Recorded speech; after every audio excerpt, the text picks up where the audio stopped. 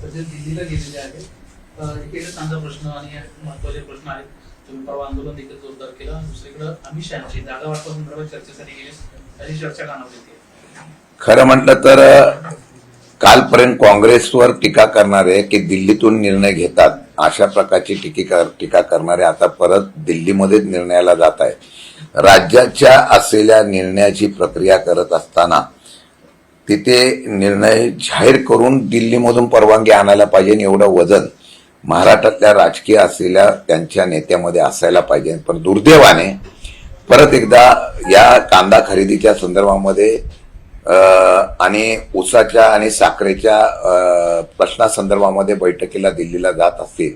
मला वाटतं महाराष्ट्राची भूमिका सक्षमतेने मांडणं गरजेचं आहे. कारण महाराष्ट्रातला शेतकरी आज जास्तीत जास्त ऊस उत्पादक आणि कांदा उत्पादक असल्यामुळे या शेतकऱ्यांना अन्याय झाला तर 100% त्या ठिकाणी त्यांच्या विरोधामध्ये फार मोठं वातावरण महाराष्ट्रात होईल.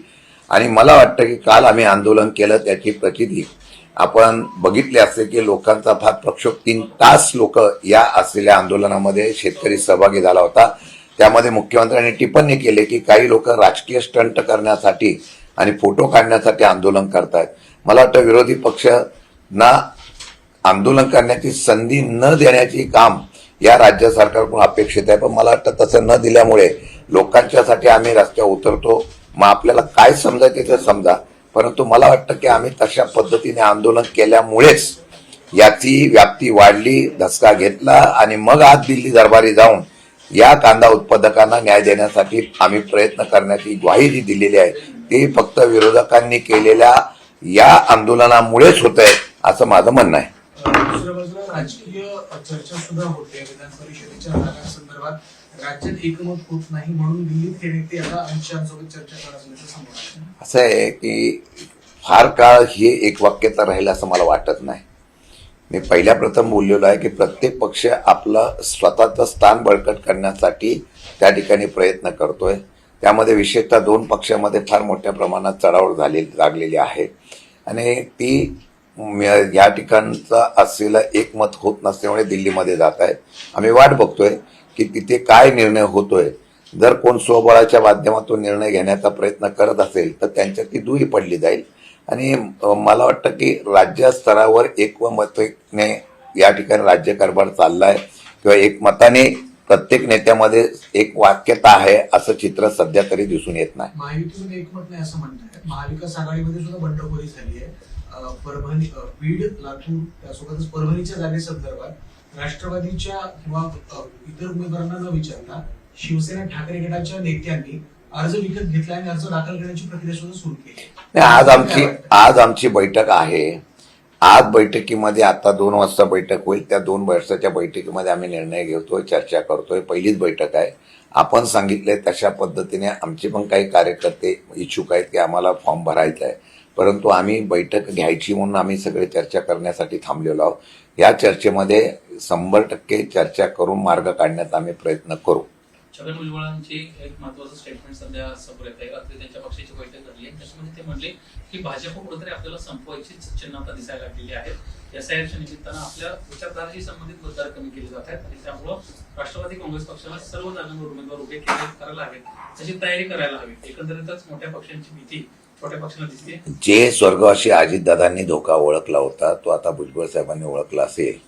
मला वाटतं त्यांना राजकीय अनुभव अजितदादांना त्यांना फार आहे. त्यामुळे त्यांनी जे धोके ओळखलेले आहेत त्याचा संदर्भ घेऊनच मी आज परत सांगतो की भाजप ज्या पद्धतीने रणनीती करत आहे त्याला पर्याय म्हणून एकनाथ शिंदे स्वतःची ताकद वाढवण्याचा प्रयत्न करत आहे. त्याचाच पर्याय म्हणून आज राष्ट्रवादीच्या काँग्रेस पक्षाच्या त्यांच्या पार्टीमध्ये अजितदादा गटामध्ये एक अस्वस्थता आहे की तिथे भाजप दुसरे ताकदीचे उमेदवार आणि ताकदीचे नेत्यांना बळ देण्याचा प्रयत्न करत आहे. आणि ह्या भीती, हा धोका भुजबळ साहेबांनी दाखवला असेल तर मला वाटतं की तो त्यांनी त्यांच्या पक्षाने तो विचार करणं गरजेचं आहे. वेळ निघून गेल्यानंतर मला वाटतं की त्यामध्ये काही उपयोग होणार नाही. भाजप सगळ्यांना गोंधळून घेईल आणि नंतर वेळ आल्यानंतर स्वतःच्या ताकदीवर येईल. इतर राज्याचा अनुभव घेतल्यानंतर मित्र पक्षाला भाजपने कसं संपवलंय हा इतिहास ताजा आहे. मित्र पक्षांवर कुठेतरी भाजपची वरचढी असं म्हणायचं, कारण सुनेत्रा पवारांना आश्वासन दिलं होतं 7 दिवसात अर्थ खातं तुम्हाला परत देतो. आज 2 महिने झाले, अजूनही त्यांना अर्थ खातं दिलेलं नाही. त्यांचा पक्ष पहिला अडचणीत आणण्याचा ते प्रयत्न करतायत आणि तो अडचणीत आणण्याचा प्रयत्न करत असताना मग खाती का द्यावी याच्या संदर्भातला सुद्धा विचार होत असेल. मला वाटतं की ज्या वेळेला शब्द दिला असेल तर तो पाळण्याच्या बाबतीमधली भूमिका त्यांनी घेतली नसेल तर ही नाराजीचा सूर 100% उभा राहणार आहे. चौघेर आरोप करताय की त्यांचा पक्ष संपवण्याचं काम ते करतायत म्हणून. कोण करताय? भाजप त्यांचा पक्ष संपवायचा प्रयत्न करताय? 100%. कशाच्या आधारावर तुम्ही असं आहे की भाजपने त्यांच्या प्रत्येक उमेदवारांच्या इथं त्यांच्या असलेल्या संभाव्य उमेदवारांना ताकद देण्याचा प्रयत्न केलेला आहे.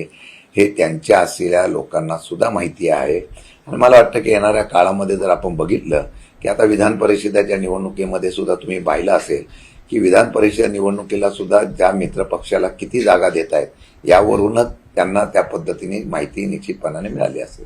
कालच्या बैठकीमध्ये पुन्हा एकदा प्रफुल्ल पटेलांच्या अनुपस्थिती जाणवते. नाराज आहेत प्रफुल्ल पटेल? नाही, याची मला काही कल्पना नाही आहे.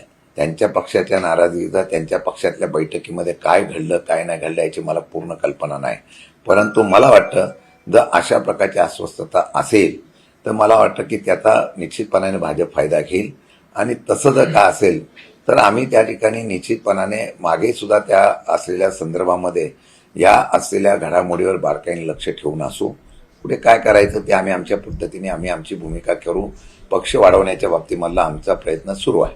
त्यांच्या पक्षाच्या बैठकीतली एक महत्वाची बाब होती, रोहित पवारांना 22 आमदार शरद पवारांच्या संपर्कात आहेत असा गंभीर आरोप केला होता. सर्व आमदारांना आपण कुठेही शरद पवारांना भेटलेलं नाही किंवा ज्यावेळेस मतदान करण्याची वेळ आली त्यावेळेस कुणी हात वर देखील केला नाही की आम्ही त्यांना भेटलो होतो.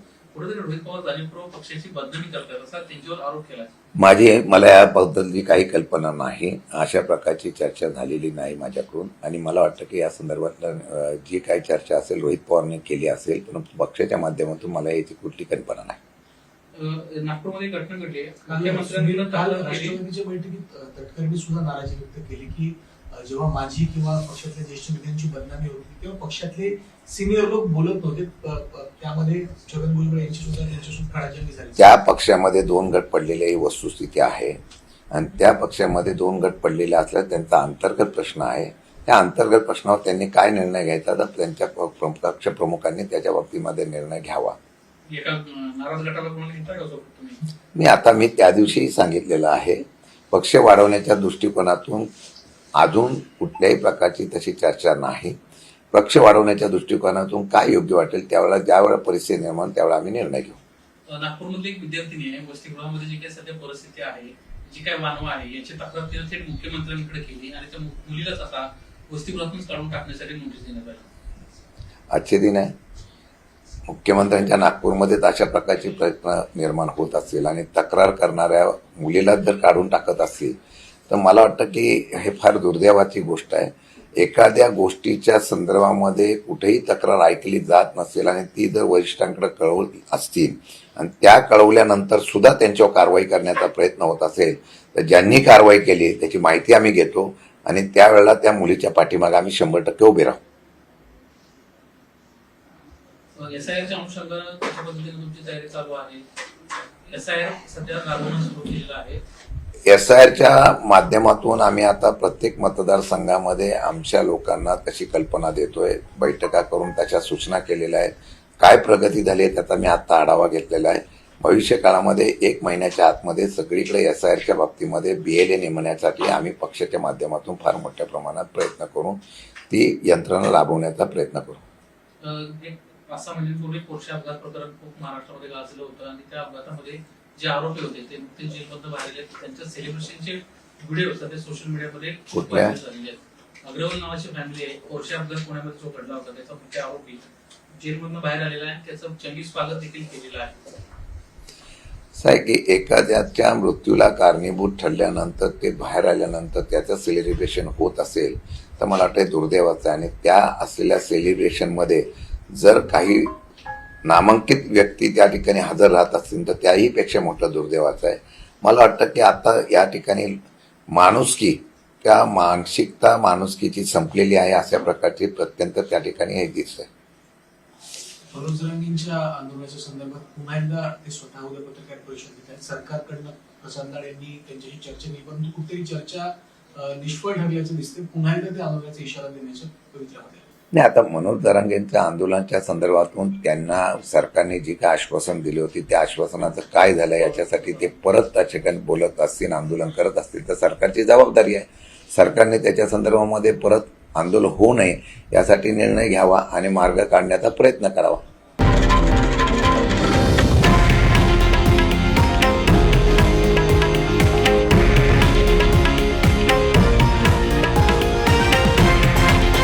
हे आहे देशातील नंबर 1 न्यूज नेटवर्क आणि आपण पाहत आहात TV9 मराठी, एकमेव.